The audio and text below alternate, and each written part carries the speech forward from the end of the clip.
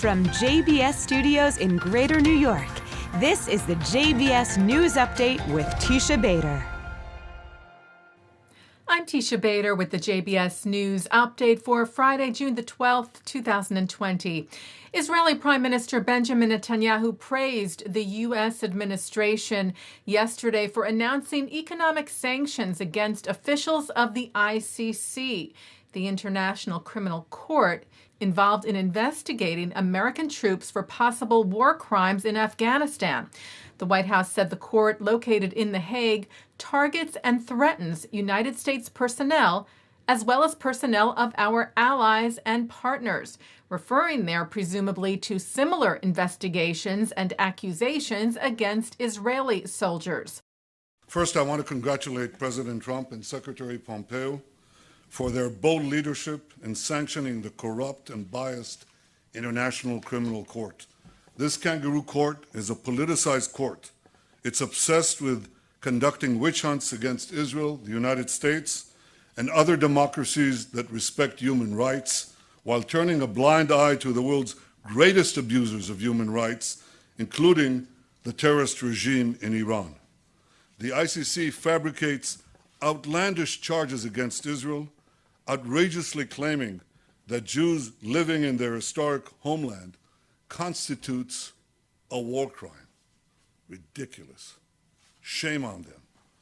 The leaders of the Conference of Presidents of Major American Jewish Organizations, Malcolm Hoenlein, William Daroff, and Arthur Stark, welcomed the administration's executive order as well, writing, "In pursuing these illegitimate investigations into the U.S. and Israel, the ICC betrays its purpose, distorts international law, and jeopardizes its own legitimacy as an unbiased judicial forum."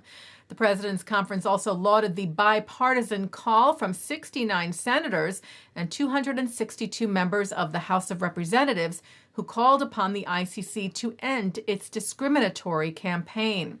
B'nai B'rith International tweeted their thanks to the administration and lauding the bipartisan efforts to combat misuse of International Criminal Court to unjustly target Americans and Israelis.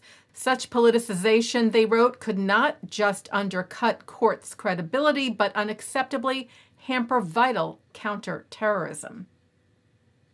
Police in London are looking into an attack today on an Orthodox Jewish man. The man, said to be in his 50s, was stabbed in Stoke Newington, North London, which has a large Jewish community. It is unclear at the moment if he was targeted because he was identifiably Jewish. The Community Security Trust, which is the British Jewry's watchdog and security service, said, "We are in full contact with police, and there is no current assessment that this was or was not anti-Semitic." Bystanders were able to wrestle the attacker to the ground and hold him until police arrived. The victim is said to be in stable condition. Police said they are not considering the incident to be a terror attack, and a motive is still under investigation. Today, June the 12th, is the birthday of Anne Frank, and the Simon Wiesenthal Center's Museum of Tolerance is marking the day, inviting the public to learn more about her life and honor her memory on what would have been her 91st birthday. The young diarist was born on June the 12th of 1929 and died at the Bergen-Belsen concentration camp in February of 1945. The American Jewish Committee's annual Global Forum is getting ready to go virtual this year because of the coronavirus pandemic. The AJC states that the 5-day online event will include conversations with leaders from around the world, including Israeli Defense Minister and alternate Prime Minister Benny Gantz, addressing critical issues facing the Jewish people and the world, including the rise of anti-Semitism and other forms of hate in the era of the coronavirus, the 2020 U.S. presidential election, Israel's quest for peace and security, and the future of the transatlantic relationship. Israel's Birthright said they will not be conducting their free trips at least through July because of the coronavirus pandemic. An organization spokeswoman said they are trying to see if they'll be able to bring young Jews from the so-called green zone countries, places where the virus is said to be under control. Taglit Birthright provides free trips to Israel for Jewish young people from around the world.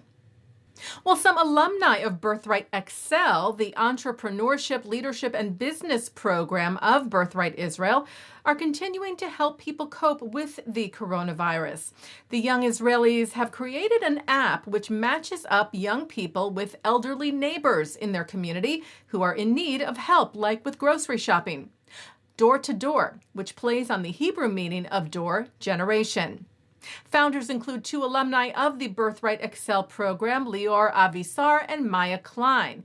They launched the Door to Door project back in March at the outbreak of the pandemic, and the app was shared by Israel's official Twitter channel this week.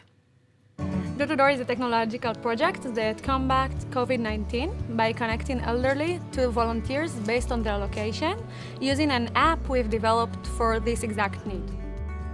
Because of the coronavirus, the elderly was afraid to leave the house. So instead of letting them go to the grocery store or go to the pharmacy, the volunteers just went for them and bought whatever they needed and just left it outside the closed door to keep both sides safe. One of the elderly called us and just said, "It is just like you're telling me, Grandpa, you're not alone." These are the moments that we are the most proud that we built Door to Door. Well, a new initiative in Jerusalem to help feed those in need, especially at this time. The Fridge Project was started by young residents of the capital. Public refrigerators set up that are stocked by local vendors who donate unsold produce, helping those in need of food and preventing waste. Taking a look at our programming for tonight on JBS for Friday, June the 12th, live Shabbat services are coming up at 6 o'clock from Central Synagogue, followed by Kabbalat Shabbat services from the Hampton Synagogue.